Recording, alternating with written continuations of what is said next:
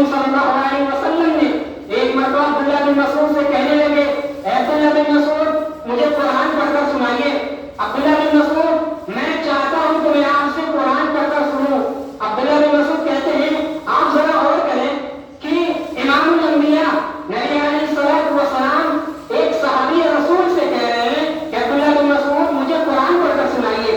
آپ نے کہا کہ اللہ کے نبی صلی اللہ علیہ وسلم آپ کہہ رہے ہیں کہ میں آپ کو قرآن پڑھ کر سناؤں؟ اللہ کے نبی صلی اللہ علیہ وسلم آپ پر تو اللہ رب العالمین نے پورا قرآن نازل کر دیا اور آپ کہہ رہے ہیں کہ میں آپ کو قرآن پڑھ کر سناؤں؟ نبی علیہ الصلوۃ والسلام نے کہا عبداللہ بن مسعود مجھے محبوب ہے کہ میں آپ سے قرآن سنوں، مجھے پسند ہے کہ آپ قرآن پڑھیں اور میں سماعت فرماؤں۔ لہذا عبداللہ بن مسعود رضی اللہ تعالیٰ عنہ قرآن کی تلاوت کرتے ہیں۔